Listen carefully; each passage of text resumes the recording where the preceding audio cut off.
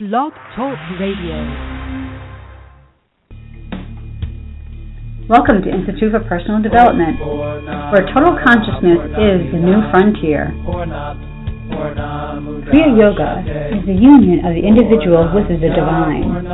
Join us as we explore the practices that initiate this process. Well, good morning and welcome to the Voice of Yoga. Let's Talk Consciousness. I am your hostess, Lisa Winton, and with me is Kenny Toy, also known as Swami Jayananda, founder of Institute for Personal Development, located here in Hampton, New Hampshire. Well, good morning, Swami. Thanks for being here today. How are you? Good morning. I'm doing well. How about you? I'm doing great this Wednesday morning. Well, thank you, listeners, for tuning in. Today on The Voice of Yoga, we're going to review the retreat that took place last week in Costa Rica. We're going to discuss the effects of the 36-week pilgrimage and share the personal results and possible challenges. We'll talk about any changes in the curriculum for future events, what we would do differently, as well as share the things that worked according to plan. So practice makes perfect only when practice is perfect. Okay, Swami, so start us off. Give us your thoughts and feelings about the retreat last week. Yeah, I thought the retreat was an excellent microcosm of the macrocosm. There were so many things that, didn't go according to plan. And even the things that didn't go according to plan seemed to work out just fine. And so, the whole thing of using your yoga practice in order to shape your inner state to fit the demands in the outside world, it was constantly being brought up and utilized to help enrich the whole experience. That, for most of us, I think you figure out after a while that it doesn't matter whether you're in Costa Rica or you're back here in the United States or you're someplace else on the planet, that if the forces that are really important to you are intact, that, you have a stronghold, you have an anchor, you have internal support. And that vantage point enables you to make adjustments, to shape your inner state to fit the demands of the world. So the retreat for me was really good. I had my personal goals and objectives with regard to, my intention of going to Costa Rica and really trying to figure out, how to teach yoga. And I'm still processing some of the information that I acquired, but, I think it's going to have a big effect on the curriculum for how we will, we'll move forward with our yoga programs. That's interesting that you use the word, processing, because that seems to be the general feeling from a lot of the participants that went on the retreat is that, they're still processing their time and their experiences in Costa Rica. I know, speaking for myself, the retreat kind of started off, like you said, not according to plan, just so people kind of understand where was it we were coming from.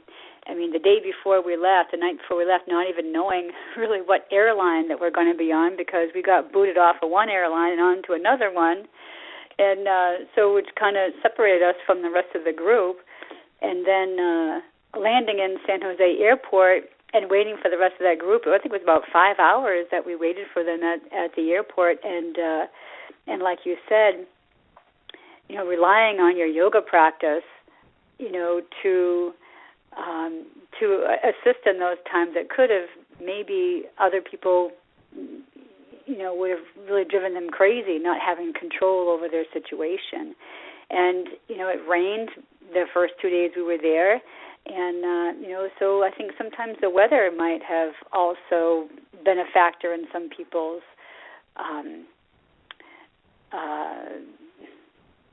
in their experience. Exactly. Yeah, that whole thing of shaping your inner state to fit the demands of the world, because when the outside world changes, you always want to be in a position of strength.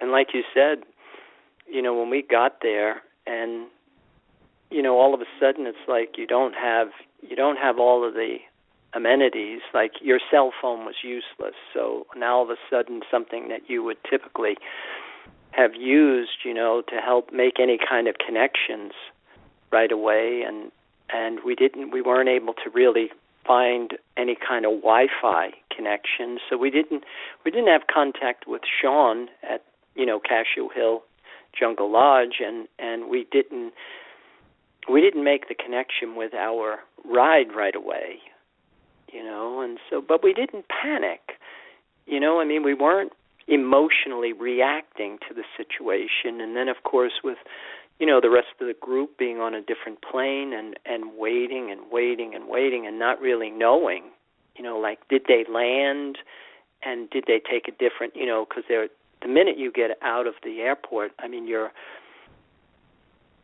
inundated with people that want to take you wherever you want to go. But we didn't respond emotionally. We held it together and we waited and we were patient, and finally we found our ride, and he was amazingly patient himself. To be driving around the airport for nearly 5 hours, just waiting for the rest of the group to arrive, and I didn't really know, what to expect with that. And then again, the ride to Cashew Hill Jungle Lodge was delayed a number of times because of the conditions on the road. So what was supposed to be close to a 4-hour ride was closer to 5.5-hour ride. So we got there rather late, but everything worked out, and then of course, getting to see Sean and having our meal waiting for us, that was really helpful. So it softened it. But then trying to go to sleep with a teeming rain, on those tin roofs was a bit of a challenge. Yeah, it's funny that we look back and we can really joke about it, which we did also that night too as well. And I'd have to really take a minute and just thank Sean for really kind of being the glue that kind of kept us all together during the retreat. He took really good care of us, and Cashew Hill Jungle Lodge, they were just so gracious, and what a great location. You're in the jungle, yet you can look out off the yoga platform and see the beautiful ocean. It's just amazing. So Sean, thank you for giving us such a wonderful experience. And then I guess we should thank Tuve for all of the meals that she cooked. Amazing.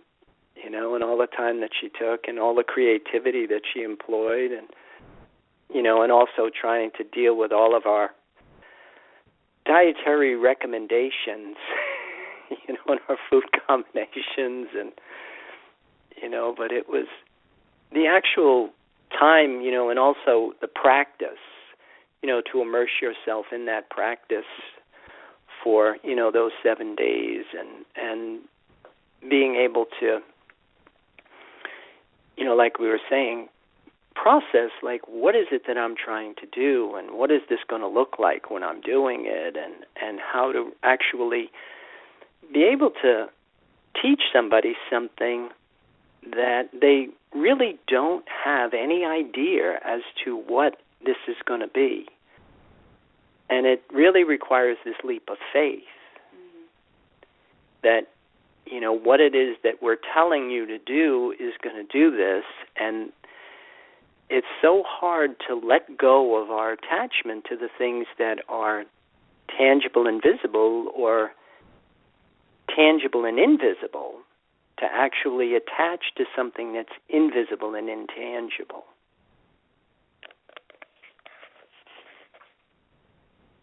I remember saying at one time during the retreat, we could be anywhere in the world right now, because we started the day with meditation, and then we just kind of went from there. We immersed ourselves the whole day with the yoga practice, the theory classes, asana classes, and so on and so forth. And it was just to be able to not have any distractions, to be able to just immerse yourself in the yoga, all of the yoga, not just the asana, but the whole thing that you teach. I mean, of course, I think we try to do that even when we're not on a retreat. When I go to work, I still like to think I'm practicing yoga, but to be able to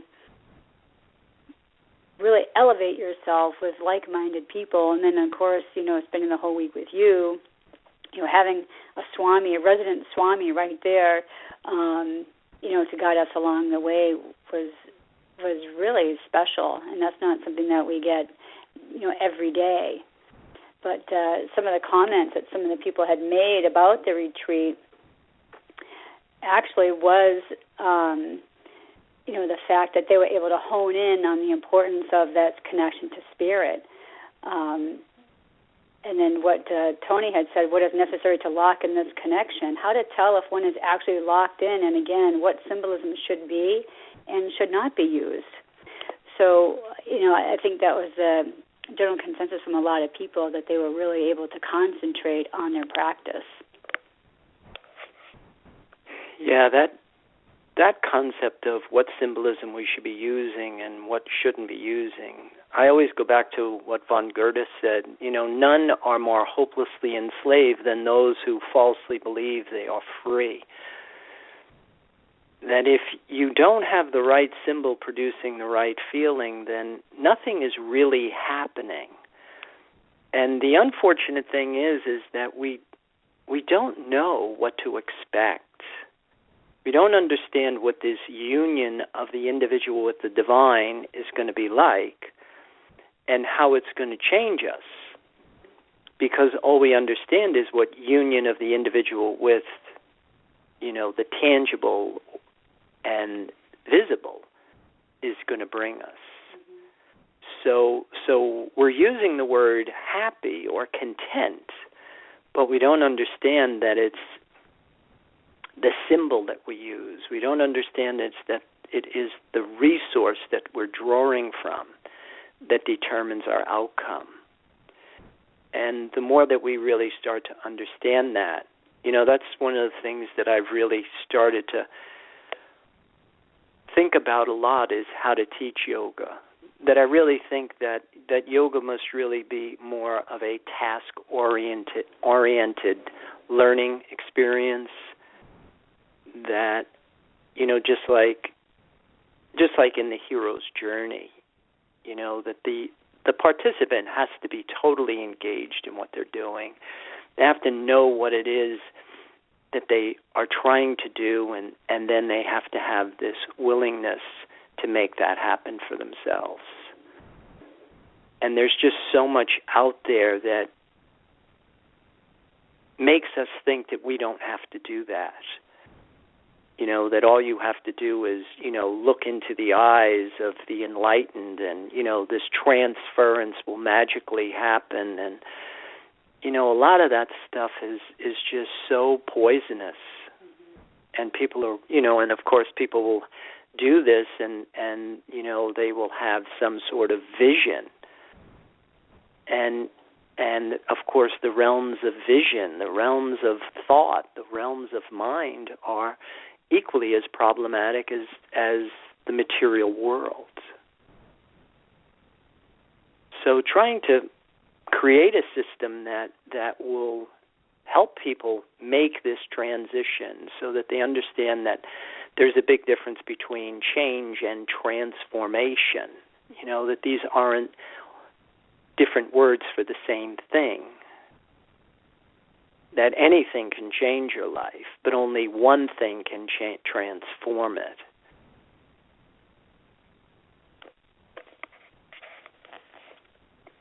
One of the other main thoughts and feelings about the retreat was people have been writing about the balance that they felt throughout the retreat. Like, for example, Tony writes, there was perfect balance of learning and practice. And achieving that kind of a balance during a retreat is usually pretty tough to nail. And he says, you nailed it during the Spiritual Advance retreat. And the other thing he was saying that there was a perfect balance of class scheduling and downtime scheduling. And again, achieving that kind of a balance is tough, and he really felt that it was nailed during the retreat. And then I was thinking when I read it, that isn't it interesting that we always try to find this sense of balance in whatever that we do. And it was just interesting that he used that particular word to express how he felt about that on the retreat. Well, that's pretty much how we do everything. That everything that we do really has procedure and intention. So when we laid out the schedule, part of it was that it was kind of thought out, and how to really break up the day in a way that would try and help accommodate certain goals and objectives. And hopefully, the whole thing that we say, that yoga is a path of action, a path of knowledge, and a path of devotion. And the big quantum leap for most of us is going from knowing to doing, and having that balance, that these are your instructions, and now here's your ability to apply it. And the downtime that we had, the personal time, the free time, was probably really the best time to assimilate most of what went on, because of the activities that we were involved in, really required us to employ everything that we were trying to embody.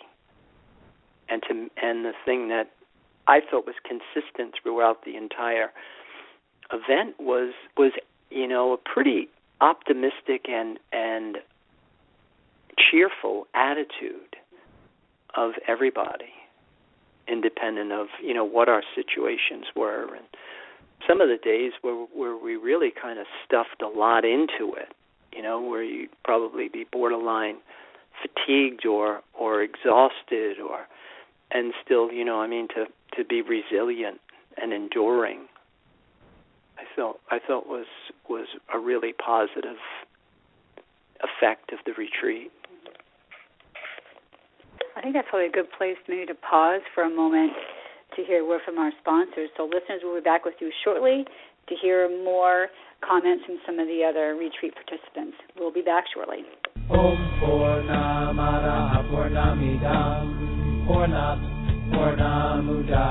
If you are looking for a Samadhi-based experience, IPD Kriya Yoga has the goods.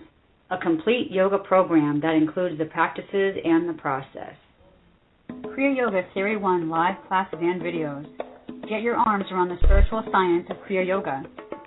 The intention of why we practice is to embody spirit, to feel connected to the life force.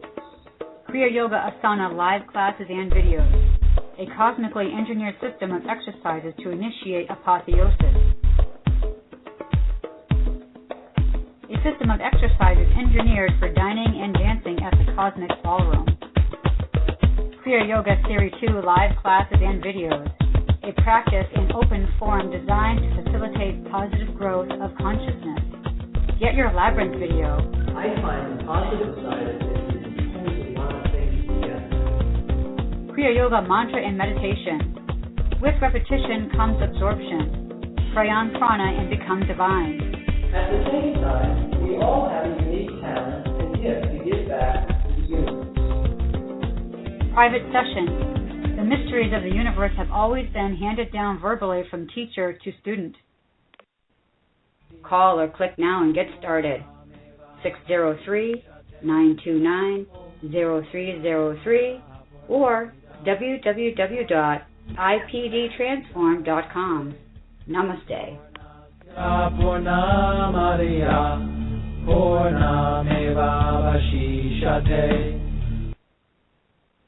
Well, welcome back. For those of you just joining us, you're listening to The Voice of Yoga, and we are talking consciousness.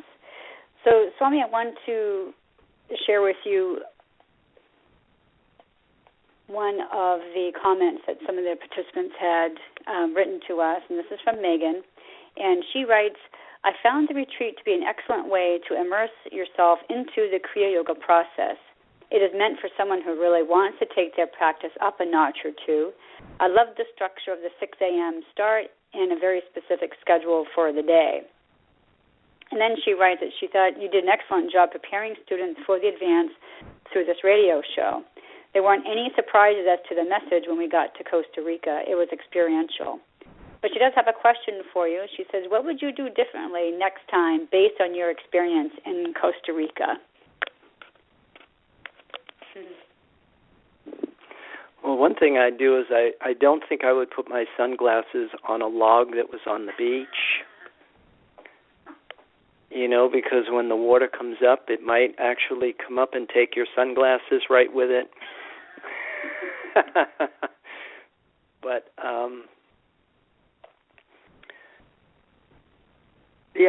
that probably remains to be seen as far as, what we probably do differently. Like I said, I really think that gearing the whole program more towards something that is task-oriented, I think I would have a little bit more involvement of the students. I think this year, if we do it again, I think we're going to start right from the onset with people that will have personal goals and objectives.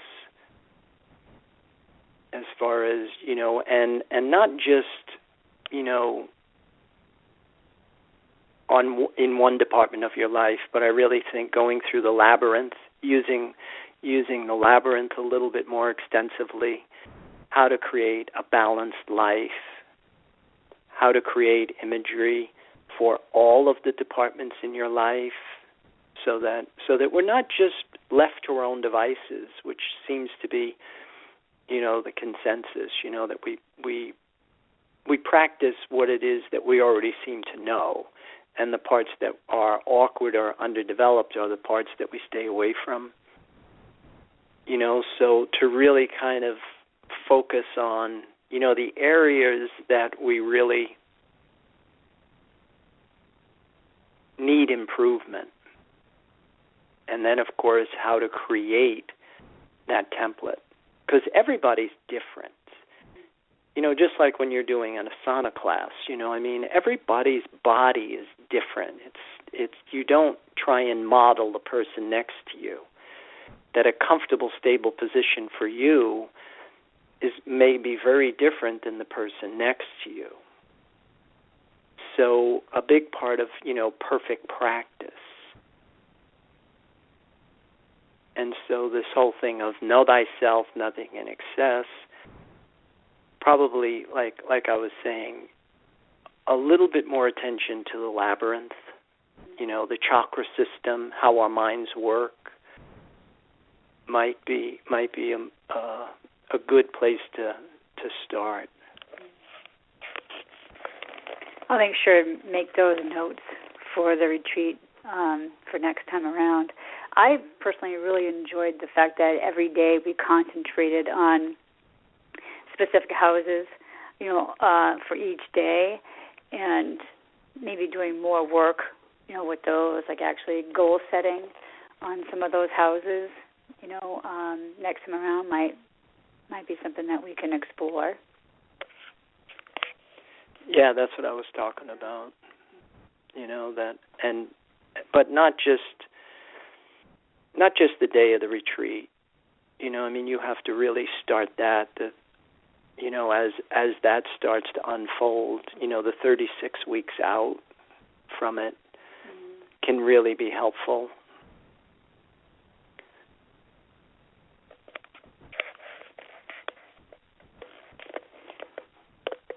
I guess I have to go back and talk about some of the challenges that I faced throughout the retreat, and one of them was like during the afternoon, like we had like the chainsaws going, and then there was workers around the Castle Hill Jungle Lodge. I had to do some work that ended up being kind of noisy, and there's nothing like having some things that kind of like right in your face that really makes you have to rely on your yoga practice to overcome some of those feelings that it might generate. Like some people might have got really upset that there were chainsaws going in the middle of the afternoon, when you're trying to practice yoga, but we didn't experience those. And I think the fact that we had been employing a lot of these strategies even before we got to Costa Rica was helpful. It's not like just because I was in Costa Rica, all of a sudden I have this ability to be able to, overcome these challenges. I think that it's something that we had been working on all along. Like you said, it was a process that we began 36 weeks ago. And, somebody who maybe didn't employ some of those strategies early may have found that maybe a little challenging. Well, that's why I think Cashew Hill Jungle Lodge was perfect for a Kriya Yoga retreat, because our whole theme is how to shape your inner state to fit the demands. I mean, one of the things that I did not want was a controlled environment. Like if you're in a place where there are no distractions, then of course you find yourself in an environment where there are distractions and you're underpowered, you're ill-equipped to deal with them. It's one of the reasons why I don't mind teaching an asana class at a gym, where there's weights dropping and, people pounding on treadmills and you hear music blaring and people screaming in the pool, because it's all about internal support. It's all about being able to block out unrelated matter and focus on a task at hand. And when you have that, then of course now you'll be able to maintain the stillness that we're talking about when you're in the midst of your everyday life. Mm-hmm. But if you need a controlled environment, if you have to go live in a cave somewhere in order to understand stillness, then you become dependent upon, your external environment. Don't have the benefit of internal support. And so again, that's one of the reasons why I never really look at where I'm going to teach, outside of the fact, if there was dust or smoke or something where you couldn't breathe, and you really couldn't make this connection properly. But if there's noise, and it's a clean environment, then which we were in, then it's perfect. Mm. But that's what we talk about, taking yoga off the mat and into your life. Yeah, I really relish that. The fact that I could employ all those strategies in Costa Rica, as well as I do up here anyway, but it was just being thrown into a totally different environment, and which could possibly shake up some people. But I thought it was a wonderful retreat. I got a lot out of it, and from the feedback that I've been getting, it seems like the participants did as well. And I think we have something to look forward to for the next time. So I think we need to start closing down our program for today. So again, I'd like to invite you listeners out there to visit our website. You can follow us on Pinterest and Twitter and Facebook. And also available to you listeners are the online classes you can access through the website. That should direct you to Powwow, and you can make your selections from there. But keep those comments and questions and curiosities coming, because we do enjoy hearing from you. And be sure to tune in next week. We'll be discussing the solar eclipse on March 20th. So, Swami, any other final thoughts or comments that you would like to share with our listeners before we close? No, I'd just like to invite people to join us, start taking some of our classes and start to see the differences that this program can afford you to experience. And next week we'll probably go into, like you said, we'll talk about that eclipse, because it's an important thing for this initiation process, the gestation period of consciousness, 2 years, 2 months, and 28 days, for, the expansion of the conscious mind beyond the limits of the body. And with that, I'll wish everybody a good day Namaste, and back to you. And thank you for listening to our program, The Voice of Yoga. This is Lisa Winton along with Swami Jayananda signing off. Have a wonderful Kriya Yoga kind of day. Namaste.